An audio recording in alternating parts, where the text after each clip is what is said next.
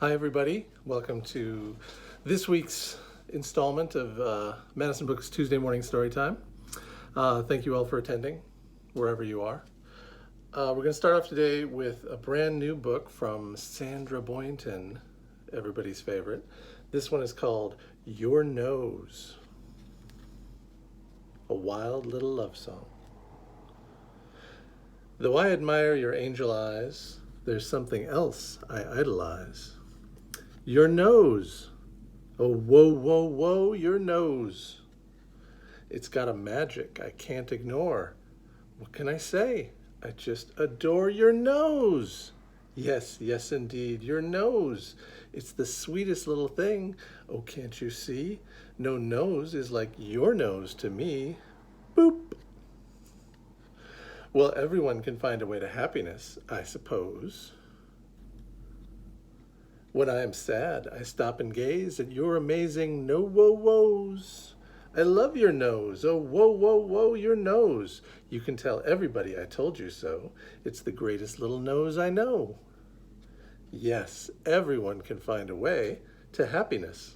So it goes. I'm happy when I see your face and its amazing no-whoa-whoas. Oh, look, she's giving her a row-whoa-whoas. Achoo! Bless you and your nose. Oh, whoa, whoa, whoa, your nose. It's the cutest little thing, and heaven knows, no nose is like your nose to me. One more time, your nose. Oh, whoa, whoa, whoa, your nose. Such an excellent nose. Boop. Well, you have to smile reading that one. Going to read another new one here.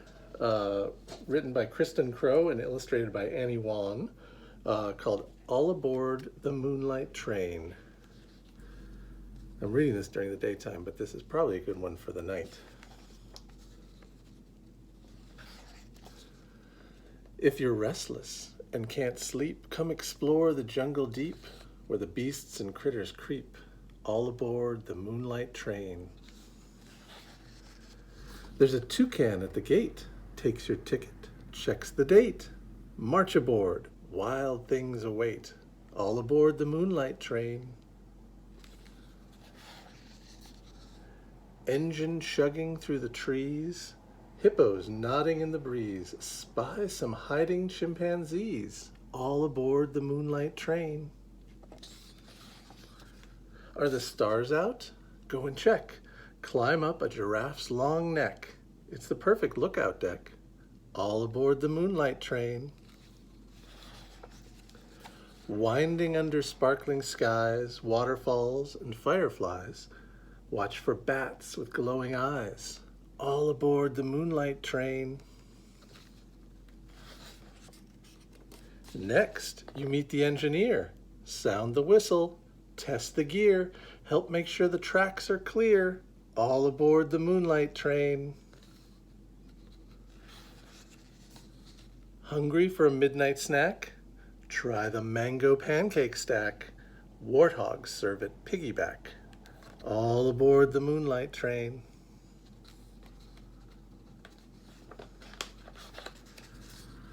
Zebras lead you on a trot to their favorite sleeping spot. Dive into a cozy cot. All aboard the moonlight train. Soon a lion brings a book from the bedtime story nook. Snuggle up and take a look. All aboard the moonlight train. It's another little book about a train. Listen to hyenas croon. Owls are hooting to the moon. Rhinos hum a sleepy tune. All aboard the moonlight train. But before you start to snore, shh, the train stops at your door. Come back soon, explore some more. Good night, moonlight train. Nothing yawns like a hippo. That was a good one. All right, one more we're going to do here. This one is the reason I'm wearing a baseball hat today. Last week was supposed to be the start of the baseball season, but it's been postponed because of this coronavirus thing. But I thought we'd celebrate anyway. That's why I'm wearing my Spokane Indians hat with its cool Salish language logo. And this book is about baseball, and it's about Seattle. And so everything in the book is right here. You can actually go visit these places down mostly along Rainier Avenue. So if you do get out of the house on a walk or in a car, isolated, you might see some of the same things that are in this book. It's called A Ticket to the Pennant, A Tale of Baseball in Seattle. It's written by Mark Holtzen and illustrated by John Skews.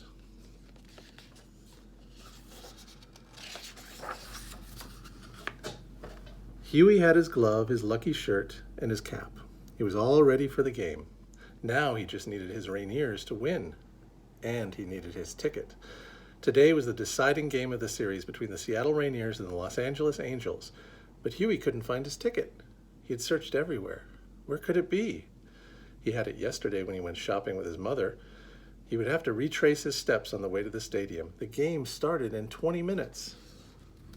I wonder if his room was messy like that before he started searching. He ran out of the house. His next-door neighbor sat listening to the radio. "Mr. Barnett, have you seen my ticket?" Huey asked. "Nope. You lost it?" Huey nodded his head yes. "Well, you're welcome to listen on the porch with us, Huey." Announcer Leo Lassen's nasal voice came over the radio. "The Rainiers and Angels are here at Sixth Stadium in Seattle, baseball fans. The Suds and Halos have taken batting practice. Pitchers are warming up. It's been a tight race for the pennant." Lassen continued to warm up the fans.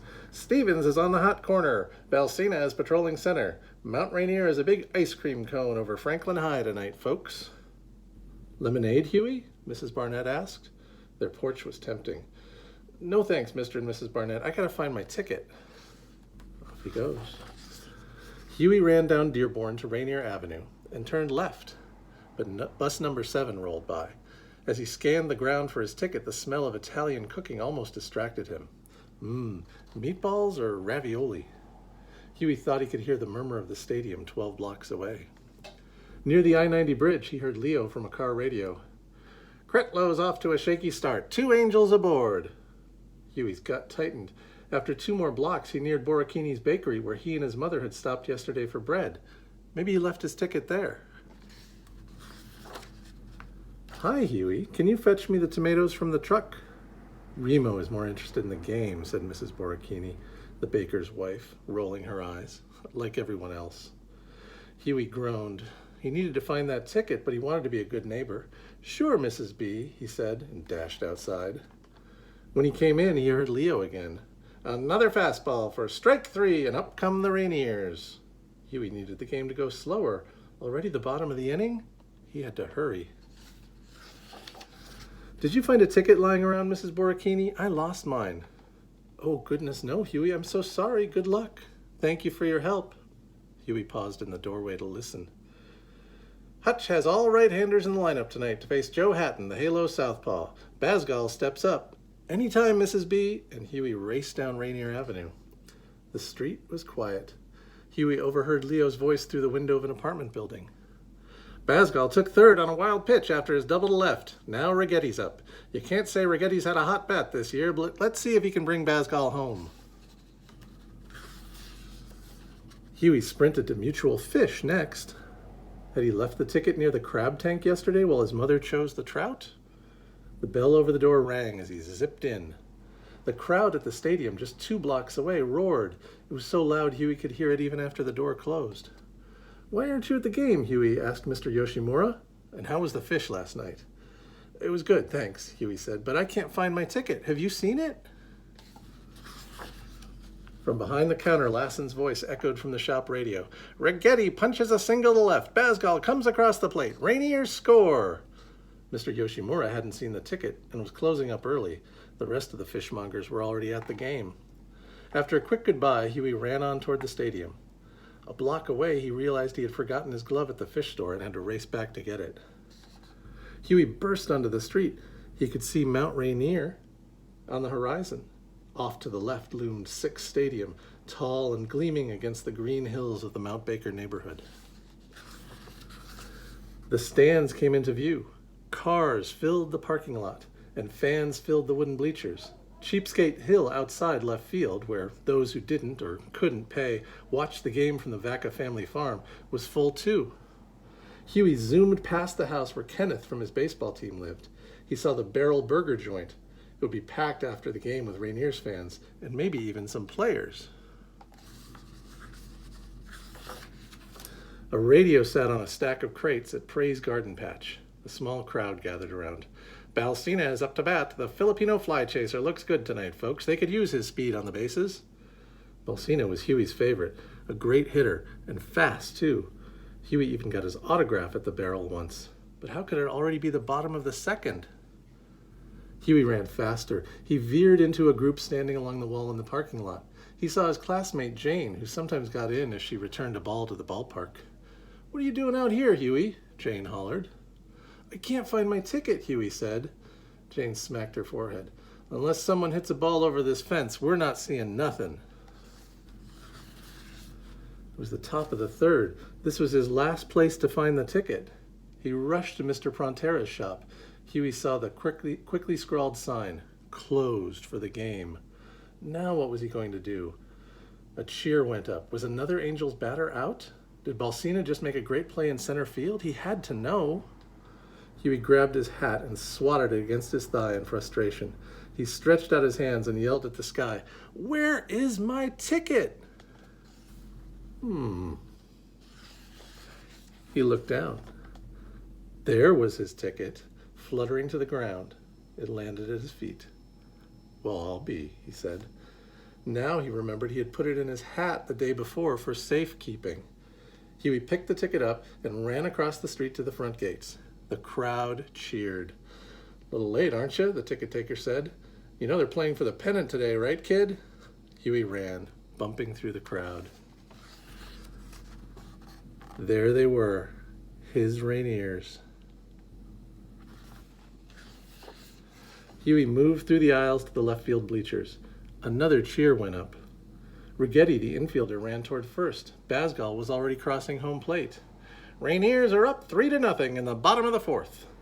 A nearby hot dog hustler hollered, "Hot dogs, get your hot dogs!" A woman blew a piercing whistle. Huey loved it all. The manager, Hutch, watched from the steps looking over the field. Balsina stood in the dugout. Huey's friend Pat, the bat boy, waved. "Huey, hello!" Huey's teacher, Mrs. Severson, called from one row down. "Great game, isn't it? Here, we have an extra seat cushion." He thanked her and sat down. "You're late," his teammate Kenneth said, handing Huey a bag of peanuts. Huey took a deep breath. He'd made it, and the Rainiers were ahead. But he knew better than to get too relaxed. Anything can happen in baseball.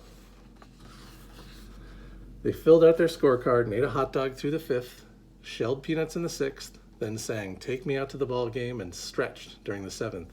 It was still 3-0 Rainiers. At the top of the eighth, the crack of a bat put them on the edge of their seats. "It's a single. Looks like trouble, folks," announced Leo. Sometimes Huey wished Leo wasn't so honest. Huey, along with the rest of the crowd, cringed at yet another base hit. The Angels scored. It was 3-1. Hutch called for another pitcher, the dependable Bill Kennedy. But the ninth inning started off no better. "Fireman Bill walked him," Leo said. "The tying runs at the plate. This does not look good, Rainiers fans." With one man on base, Kennedy struck out the next batter. Then he struck out another. 2 outs. The Rainiers could still win, or they could still lose. Not a fingernail left in the stadium, folks. Kennedy threw the pitch, a sharp grounder to third. Zernia, the third baseman, dove for the ball and threw to Glynn at first, but oh no, the ball bounced into the dirt. But Glynn stretched and dug the ball out of the dirt and into his glove. The final out. Huey and the rest of the crowd leapt from their seats. Everyone threw cushions high into the air until they fell like snow from the sky. Huey saw Mr. Borachini, the baker, cheering, Mr. Yoshimura nearby backslapping a fellow fishmonger, and the barber, Mr. Prontera, shaking hands with Mrs. Severson. From the radio, Leo yelled, "Seattle has won the pennant!" Well, that's great. That's another happy ending. And speaking of endings, I think we'll call it here. Again, thanks everybody for listening in, and hope we'll see you again next week. So long.